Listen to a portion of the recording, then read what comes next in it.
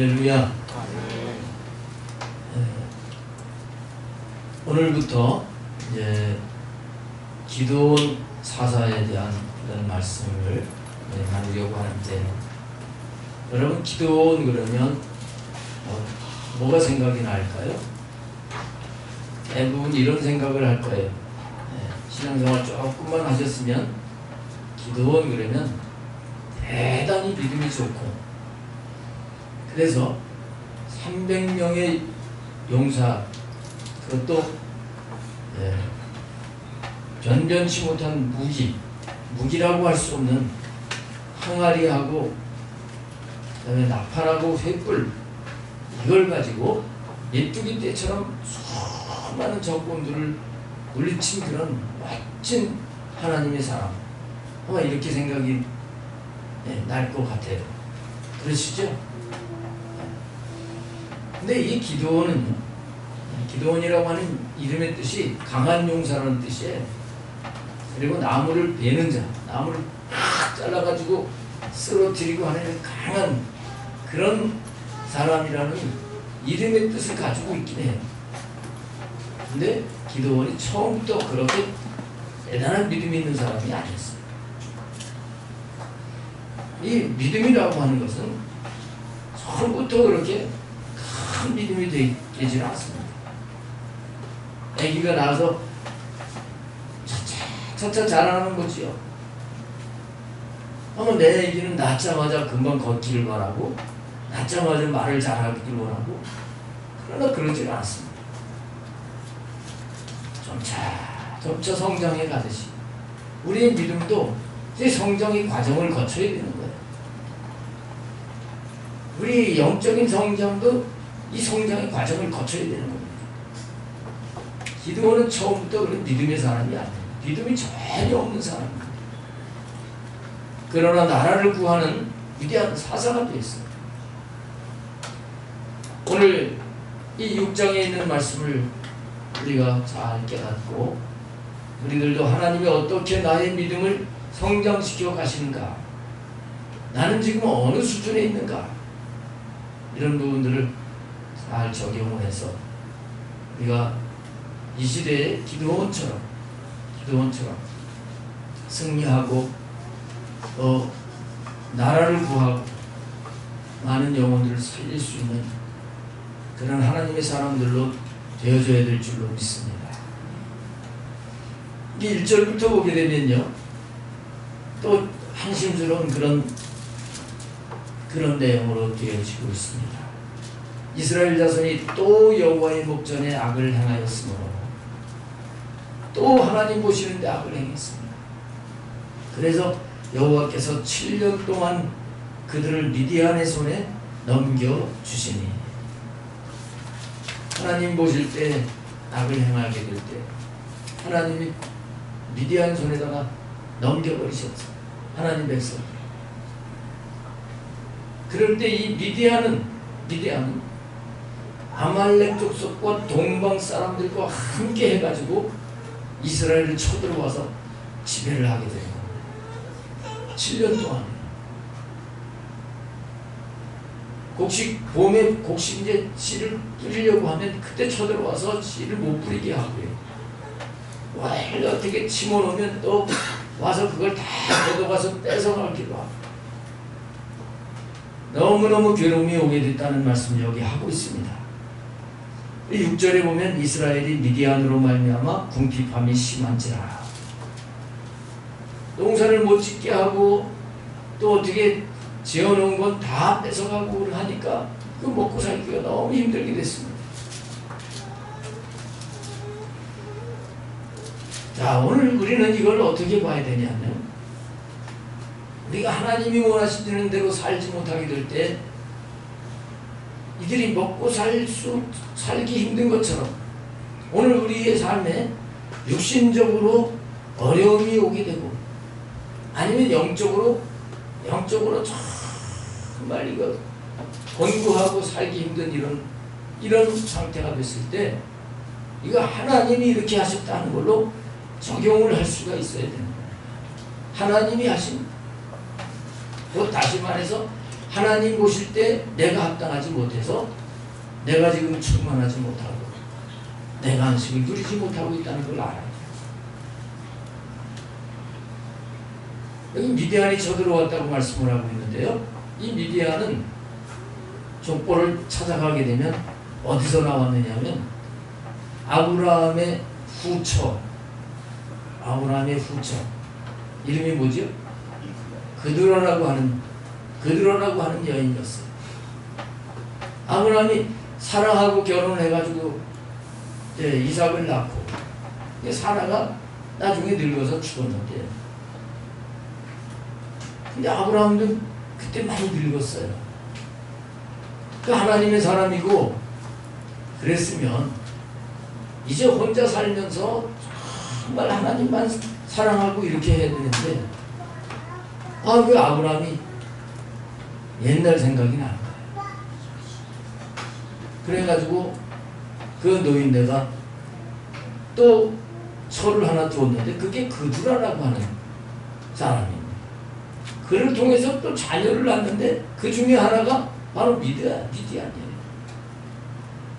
이게 큰 세력이 되어가지고 이스라엘을 쳐들어와서 지금 힘들게 하는 거예요. 자, 이건 뭘 말씀하는 거냐면 우리가 어느 정도 이제 하나님의 은혜를 경험을 하면서 정말 주님을 사랑하고 주님이 기뻐하시는 대로 살려고 이렇게 달려가는데 그러다가 한눈을 팔고 하나님 보시는데 바로 서지 못하면 그러면 갑자기 내가 옛날에 그냥 막 살던 게 참 그때가 좋았는데 이 육체의 쾌락을 쫓아 살던 그때가 생각이 나면서 그것 때문에 믿음을 잃어버리고 그것 때문에 은혜가 안 되고 미디안이 쳐들어와서 씨를 파종을 할 때 쳐들어와서 파종을 못하게 한 거죠. 그런 게 확 나를 덮어가지고 하나님 말씀을 들어도 이 말씀이 나에게 은혜가 되지 않는 거예요. 그나마 있던 은혜까지도 미디안이 다 뺏어가듯이 이런 것들이 다 바닥이 나서 정말 살기가 힘든 것 같은 이런 상태가 오게 된다는 거죠.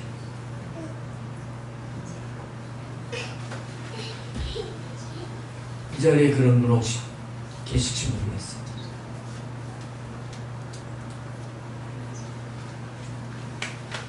이럴 때 어떻게 해야 되겠습니까? 근데 미디안뿐만 아니라 아말렉 족속까지 같이 왔다 그랬어요. 3절에 보면 아말렉, 이 아말렉 전에 말씀드렸죠. 이 아말렉은 에서의 손자죠. 그 후손들이 같이 쳐. 에서는 육신을 의미하는 거예요. 이 육신적으로 힘든 그런 상황이 왔다. 동방 사람들은 이방 사람들을 말하는 겁니다. 지금으로 말하면 이란, 이라크 뭐 이쪽에 거기까지 같이 몰려서 이스라엘을 쳐들어온 것처럼 오늘 우리에게 영적으로도 힘들고 육적으로도 어려움이 있고 그런데다가 집안 식구도 속색이고 안 믿는 사람도 나를 힘들게 하고 이게 다 우연이 아니라 하나님이 보실 때 잘못된 부분은 그걸 고치시려고 주신 문제다. 우리는 이렇게 적용해야 될 줄로 믿습니다. 하나님이 하시는 거야. 그러면 하나님이 하시는 거라면 어떻게 해야지 이게 되겠어요? 앞에 공식이 있었죠. 어려움이 오게 되면 그래서 이스라엘 백성들은 하나님을 찾는 겁니다. 부르짖어요. 여기도 똑같아요. 6절에 보면 이스라엘의 미디안으로 말미암아 궁핍함이 심할 때 이에 이스라엘 자손이 여호와께 부르짖었더라. 방법이 없어요. 하나님 앞에 나가서 부르짖어야지. 우리가 하나님 앞에서 이걸 풀어가야 돼. 그때 7절부터 보면 이제 부르짖었기 때문에 여호와께서 한 선지자를 보내셨다 그랬습니다. 한 선지자를 보내서 8절부터 10절까지 하시는 말씀은 뭐냐면, 왜 이런 어려움이 왔느냐, 징계의 원인을 이 선지자를 통해서 알게 하시는 거예요. 말씀을 그걸 깨우치게 하시는 거예요. 우리는 왜 징계가 왔는지 그 원인을 알아야 됩니다. 근데 기도하지 않으면 그걸 잘 몰라요. 기도하지 않으면 나는 잘못했는데 저게 잘못해서 나를 힘들게 한다. 자꾸 이렇게 하는 거예요. 저게가 저 강아지가 아니라 존귀한 영혼이 있는 그를 통해서 그 때문에 내가 힘들다는 거예요. 내가 문제지요. 내가 문제. 선지자를 통해서 하나님께서 너를 애굽에서 인도하고 이렇게 가나안 땅 들어오게 하고 그랬는데 하나님 말씀을 왜 안 듣고 이방신을 두려워하고 그렇게 사느냐. 그 징계하신 이유를 분명하게 말씀을 하시는 겁니다. 자, 이렇게 이제 말씀을 하신 다음에 11절에 여호와의 사자가 기드온에게 찾아오시게 되는 거예요. 내가 잘못한 게 무엇인지 기도하면서 깨닫게 됐을 때 하나님께서는 우리의 그 상황을 바꾸시기 위해서 일을 하시는 겁니다. 사람을 통해서든지 환경을 통해서든지 우리를 구원해 가시는 하나님이신 겁니다. 이때의 도구가 된 사람이 바로 기드온이에요. 근데 이 기드온이 미디안 그리고 아말렉 동방 사람들 이 엄청난 큰 이런 문제, 이 문제를 이길 만한 그런 사람이 아니었어. 근데 하나님께서는 이 기드온을 찾아오셔서 이 기드온을 믿음 있는 사람으로 만드신다.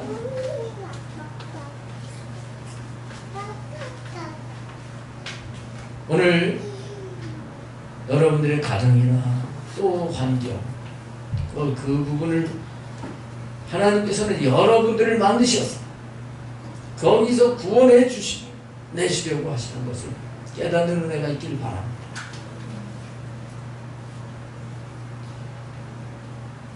근데 기드온이 처음에 믿음이 없는 것처럼 내가 이렇게 복잡한 이 가정을 내가 어떻게 하겠느냐 이럴 수 있어요. 엄청난 큰 문제 속에서 믿음이 없이 그 문제에 눌려서 사는 그런 상태가 될 수가 있습니다.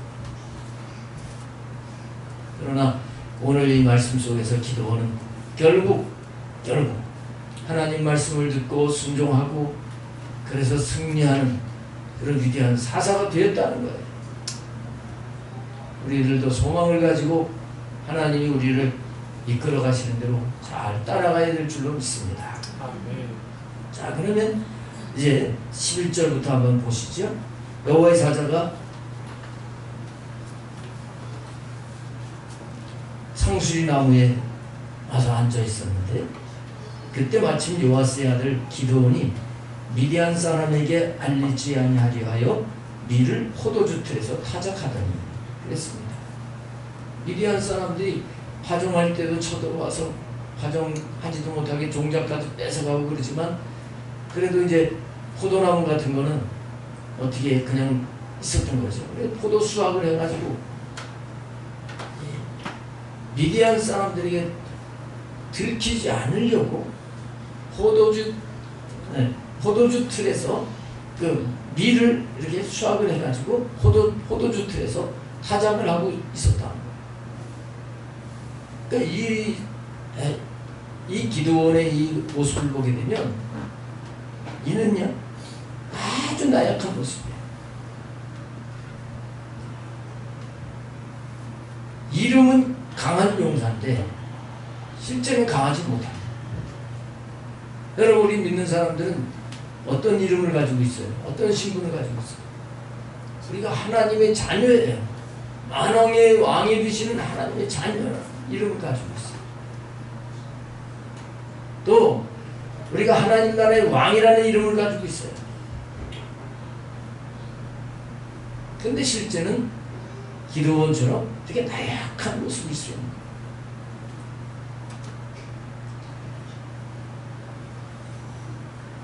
뭐 수학이나 많이 했겠어요? 포도주 짜는 그 틀이라고 해봐야 얼마나 크겠어요? 어디 구석에 원래 밀을 심어가지고 그걸 이제 베어다가 거기서 이제 원래 이렇게 조심조심 밀을 타작을 하고 있어요.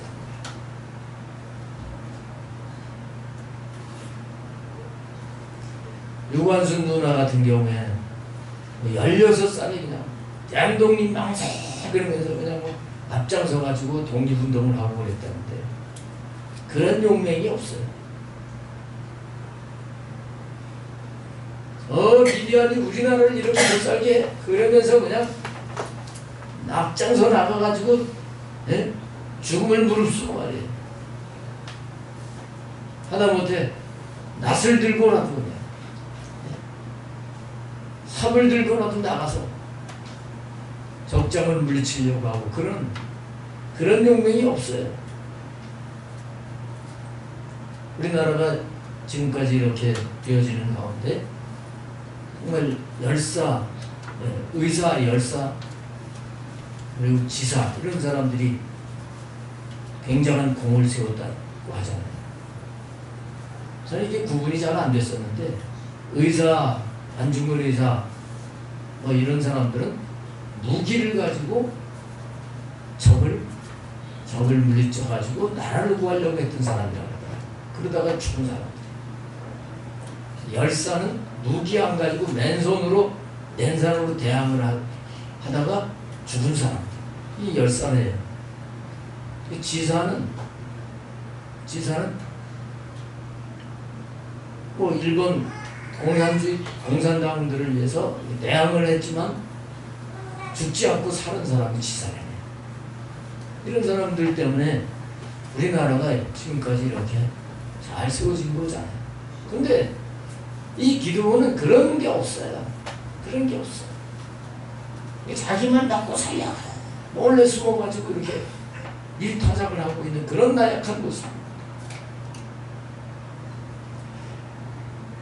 그럼에도 불구하고 12절에 보면 여호와의 사자가 기드온에게 나타났습니다. 그래서 큰 용사여 여호와께서 너와 함께 계시도다 하고 말을 해주네요. 지금 하는 모습을 보게 되면 이거 뭐 이가 아무짝에도 쓸 수 없는 그런 모습이지만 여호와의 사자를 통해 가지고 큰 용사예요. 여호와께서 너와 함께 계시도다.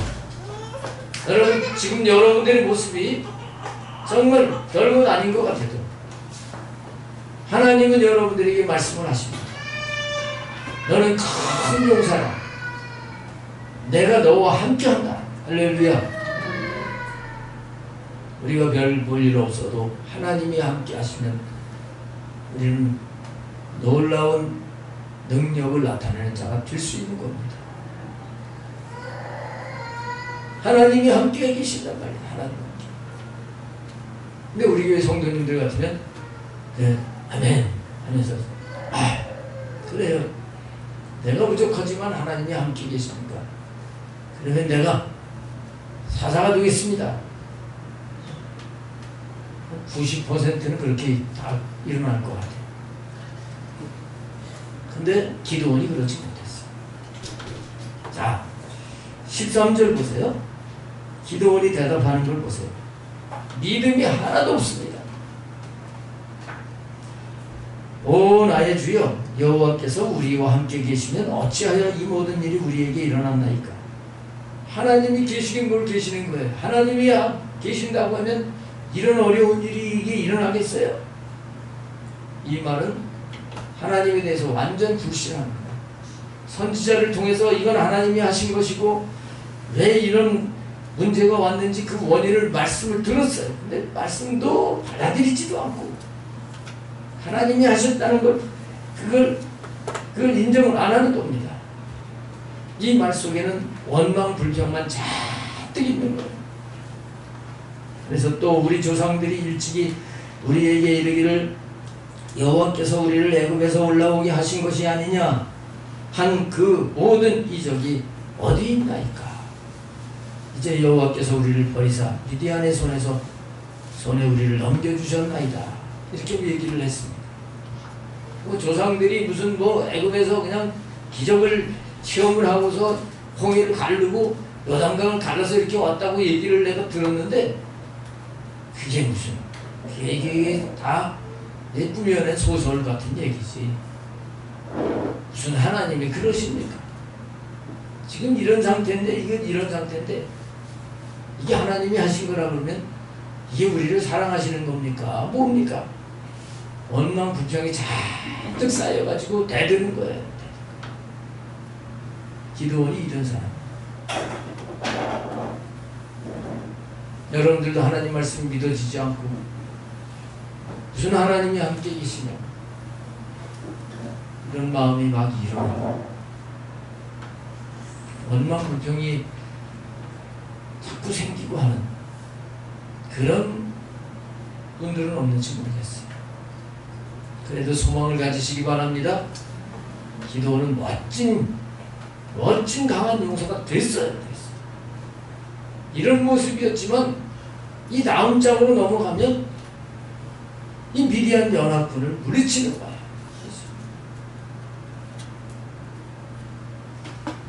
하나님이 포기하지 않으십니다. 이렇게 믿음도 없고 원망불평하고 하는데도 포기하지 않으신 거예요. 그래서 14절에 여호와께서 그를 향하여 이르시되 너는 가서 이 너의 힘으로 이스라엘을 미디안의 손에서 구원하라. 내가 너를 보낸 것이 아니냐 하고 말씀을 또 해주시는 거예요. 너 일어나라. 할 수 있다 말이야. 우리 그렇게 빼지 말고 불평하지 말고 미디안의 손에서 너의 민족을 구원해라. 하나님이 이렇게 말씀을 하십니다. 여러분 빼지 말고 승리의 확신을 가지시기 바랍니다. 승리의 확신을 가지세요. 하나님께서 나를 통해서 우리 가정을 구원하시고 하나님께서 이 가정을 회복시켜 주시는데 나를 도구로 사용하실 것입니다. 이 믿음을 가지세요. 이 믿음을 가지세요. 또 하나님이 나를 통해서 우리 교회를 멋지게 세우실 것이다. 그럼 이런 믿음을 가지세요. 여기 너는 가서 이 너의 힘으로 이스라엘을 미디안의 손에서 구원해라 하고 말씀하죠. 더 나아가서 우리 젊은 학생들과 청년들은 하나님 저를 통해서 이 민족을 구원할 수 있게 해주세요. 이 민족과 열방을 품을 수 있는 여러분 될 수 있기를 바랍니다. 하나님이 이렇게 말씀을 하시는 거예요. 근데 여러분은 아멘 하셨지만요. 기도는 또 아멘을 못해요. 자, 보세요. 15절에 그러나 기도원이 그에게 대답하되 오 주여 내가 무엇으로 이스라엘을 구원하리까? 보소서 나의 집은 므낫세 중에 극히 약하고 나는 내 아버지 집에서 가장 작은 자입니다. 우리 집안도 꼬라지가 그렇고요. 내가 장남이기는 합니까? 이게 농사 짓는 농사꾼인데 내가 뭘 하겠어요? 두 분 그런 생각을 가지고 계십니다. 기도원이 이렇게 믿음이 없는 사람이었어요. 우리 성도님들 같으면 하나님이 이렇게 똑똑히 천사를 통해서 말씀하시고 직접 말씀하시고 그 말씀을 들으면 아멘. 그래요. 제가 구원하겠습니다. 이럴 텐데 기도는 그 믿음도 없었던 거예요.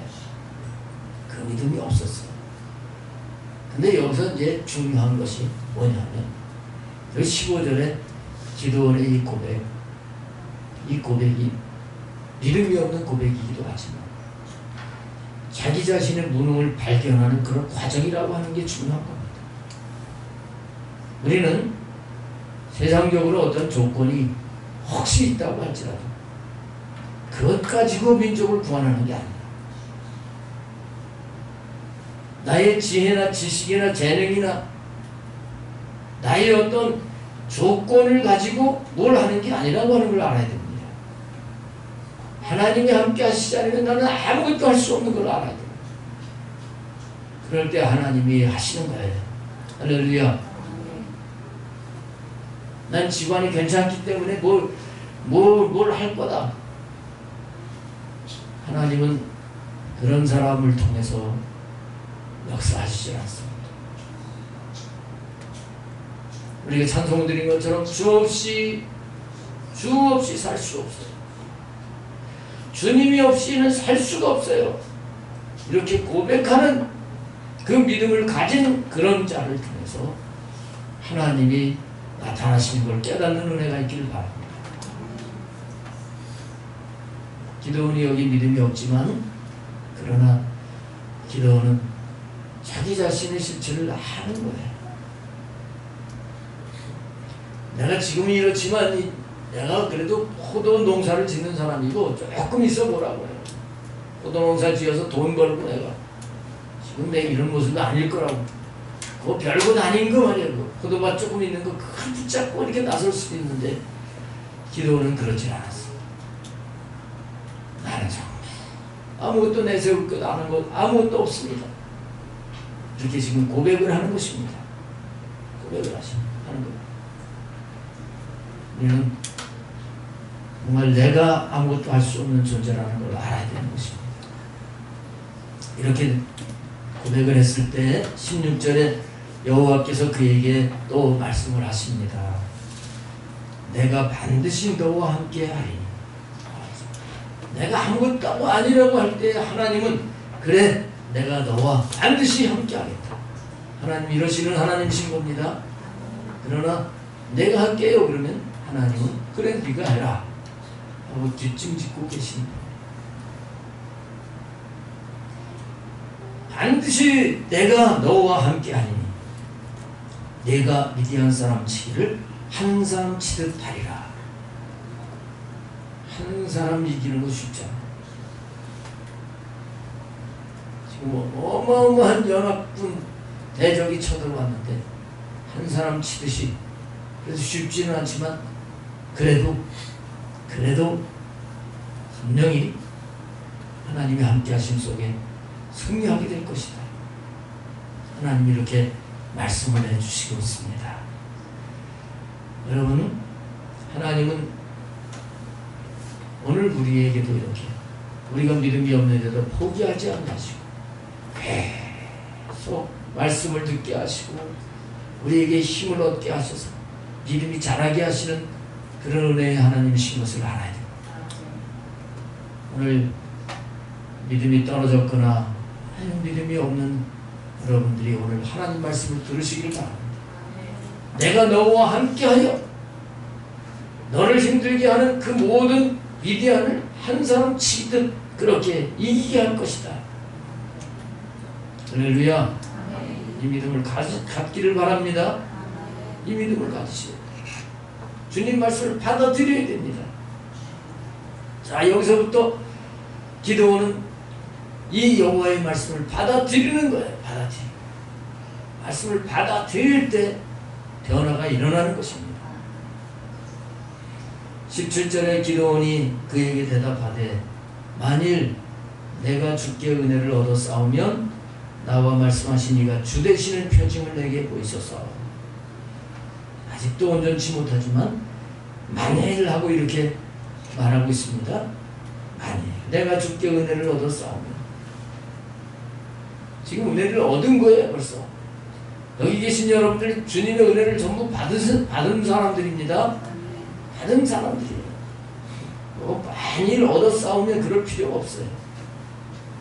나와 말씀하시는 이가 주 되시는 표징을 내게 보이소서. 그러니까 지금 여러 차례 말씀을 들었는데 자기에게 말씀하시는 그분이 주님이시다 하는 걸 확신을 아직 못합니다.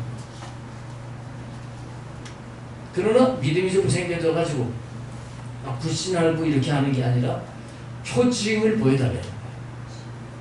표징을 보여주셔서 내가 지금 믿음이 조금 생겼는데요, 확실한 체험을 주셔서 확실하게 믿고 정말 제가 미디안을 한 사람 치듯이 그렇게 물리칠 수 있는 자가 되게 해주세요. 그런 지금 답변을 하는 겁니다.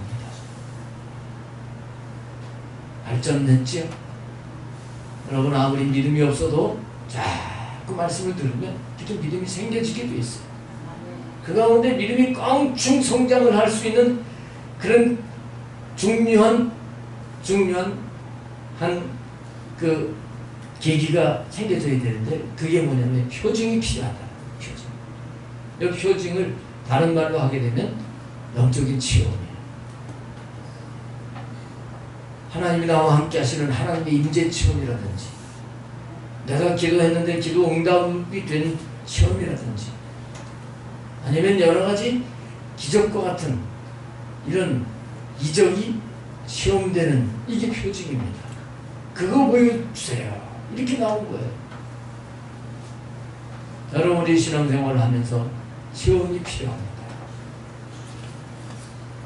지식만 가지고는 우리의 믿음이 견고하게 설 수가 없습니다.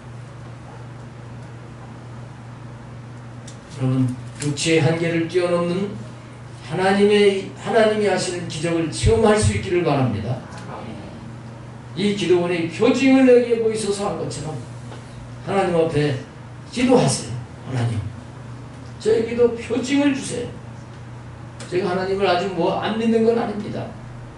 그러나 제가 승리하지 못하는데 승리할 수 있는 강한 믿음을, 하나님의 강한 용사가 되기를 원합니다. 표징을 구할 수 있기를 바랍니다. 구할 때 주시는 거예요. 그러면서 18절 말씀에 내가 예물을 가지고 다시 주께로 와서 그것을 주 앞에 드리기까지 이곳을 떠나지 마시기를 원합니다. 믿음이 성장한 모습인데요, 표징 보여달라고 하고 그냥 주세요 이렇게만 하지 않고 제가 예물을 준비를 해갖고 올 테니까요, 떠나지 마세요. 예물, 그리고 염소 새끼 하나 하고 그리고 가루 한 에바를 가지고 이제 그 누룩을 넣지 않은 떡을 만들어 가지고, 빵을 만들어 가지고 하나님 앞에 이제 드리려고 하는 거예요. 그러니까 가루 한 에바라고 하면 21리터니까 꽤 많은 겁니다. 밀가루 확포대 같은 그거 하고 염소 새끼를 잡아가지고 하나님 앞에 이거 예물로 드리려고 하는 거예요. 여러분, 이 물질을 드린다고 하는 건 마음이 열린다는 거예요. 마음이 안 열리면 물질을 못 드리거든요. 그래서 예물을 드리면서 하나님 앞에 확실한 경험을 하려고 하는 이런 자세를 가진 거예요. 가지고 왔습니다. 가지고 오니까 이 여호와의 사자가 어떻게 하냐면 바위 위에다가 그 잡아갖고 온 고기를 넣고, 그리고 이렇게 무교병 빈대떡을 만들어 온 걸 거기다 얹어 놓고, 그 다음에 거기다 물을 부라고 그래요. 물을 부라고. 그리고 이 여호와의 사자가 지팡이 끝을 그 무교병에다 갖다가 딱 대니까 불이 위에서 확 떨어져가지고 그게 하는 이런 체험을 하게 된 겁니다. 확실한 표징을 보여준 거예요. 이거 그냥 있을 수 없는 일이잖아요. 그렇죠? 그냥 고기에 불 붙는 것도 힘들고, 근데 거기다 물까지 부었는데, 기름 부은 것도 아니고 물을 부었는데 불이 확 내려가지고 다 타버렸다. 그 확실한 체험을 한 거예요. 여러분, 우리가 표징을 구하면 이 불이 임했다고 하는 것은 성령님을 통해서, 성령님, 불같은 성령님을 통해 가지고 우리에게 체험을 해주시는 하나님이신 것을 알아야 됩니다. 이 체험을 했을 때 기도원은 달라졌어요. 22절에 보면 기도원이 그가 여호와의 사자인 줄 알고 나하고 말씀하시는 이가 바로 주님이 되시는 건지 그걸 확신하지 못했는데요. 표징을 딱 보게 되고 체험을 하게 되니까 아, 이분이 여호와의 사자구나 하는 걸 알았다. 경험을 통해서 안 겁니다. 그리고 슬프도소이다 주 여호와여 내가 여호와의 사자를 대면하여 보았나이다. 곧 여호와의 사자는 하나님을 보고 하나님을 본 사람마다 다 이런 고백을 했습니다. 내가 추한데 어떻게 하나님을 봤나? 나는 죽겠다. 이런 날 이사야가 고백을 했죠.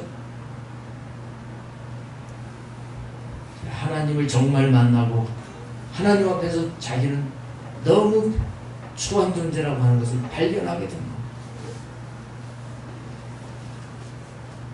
그때 여호와께서 너는 안심하라 두려워하지 말라 죽지 않는다 이 말씀을 듣게 하셨습니다. 그리고 이제 기도원이 24절에 여호와를 위하여 거기서 제단을 쌓고 그것을 여호와 살롬이라 하였더라 이렇게 말씀합니다. 드디어 이 기도원은 이 하나님과의 관계가 중요한 걸 아는 사람이 된 거예요. 이 제단을 쌓았다는 것은. 그럼 믿음이 자라게 되면 하나님을 경험을 하게 되면 예배 드리는 게 달라집니다. 예배 드리는 게 달라지는 거예요. 믿음이 없고 하나님을 경험하지 못한 사람 예배 드리는 이 자세만 봐도 어느 정도 이렇게 알 수 있어요. 내 은혜를 받고 믿음이 자라갈 때는요 예배 드리는 자세가 달라. 믿음이 없는 사람은 이 하나님을 만나는 시간인데도 뭐가 이렇게 화장실을 가는지 다 불안해라고요 수선해요. 그러나 하나님의 임재를 경험을 하는 사람은 이 하나님 앞에서 예배를 드리는데 집중을 해서 하나님 받으시는 예배를 드리는 겁니다. 그리고 여호와의 샬롬이라 평강의 하나님이다. 하나님 앞에 제대를 쌓으니까 제대로 된 예배를 드리면 여러분 어때요? 마음이 평강이 임해요 임하지요. 지금도 여러분들이 마음이 평강하신 분들은 지금 하나님 앞에 온전한 예배를 드린다고 볼 수 있어요. 여호와의 샬롬이다. 처음엔 불안해가지고 포도주 틀에서 미리상 이렇게 비벼가지고 지긋지긋 눈치를 보면서 이를 두려워 떨던 사람이에요. 근데 믿음이 자라서 제단을 쌓고 여호와의 샬롬이다 하는 겁니다.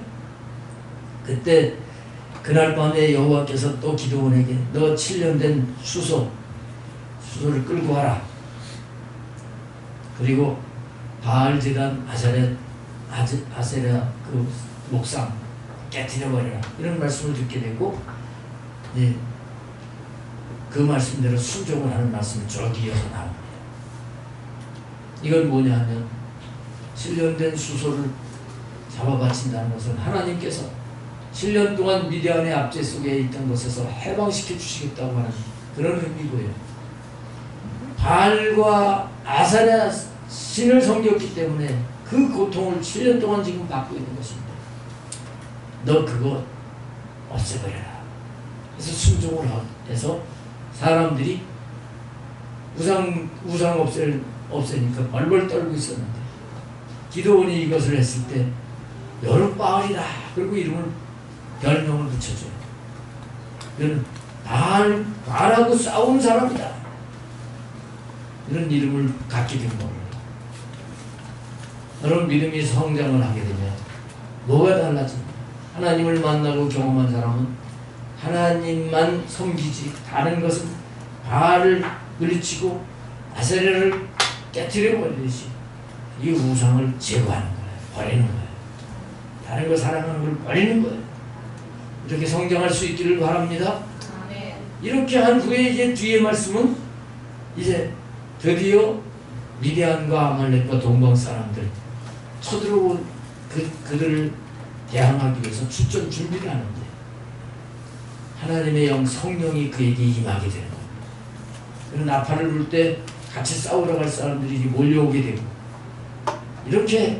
이런 이제 드디어 기드온이 하나님의 도구로 되어지는 과정이 나옵니다. 마지막 부분에 36절부터 뒤에 부분에 보게 되면 기드온이 한 번 더 표징을 또 보여달라고. 이거는 아직도 믿음이 완전치 못한 그런 기드온의 모습을 보이기도 하고, 이제는 정말 제대로 하나님이 뜻인가 이걸 확인해서 내가 순종하고 나가겠다는 믿음이 성장한 모습이라 볼 수 있습니다. 양털 한 뭉치를 가지고 하나님 이걸 마당 한가운데 놓을 테니까 다른 데는 전부 이슬이 내려도 이 양털에는 이슬이 하나도 내리지 않게 해주세요. 근데 정말 그렇게 하나님이 하셨고, 그 이튿날 한 번만 더 해주세요. 이번에는 양털에만 이슬이 내리고요, 마당은 바짝 마르게 해주세요. 근데 또 하나님 그렇게 확실한 표징을 보여주셨습니다. 믿음은 이 기드온의 믿음은 정말 의심 없이 나갈 수 있는 하나님의 사람으로 세워지게 됐던 거예요. 여러분, 믿음은 성장하는 겁니다.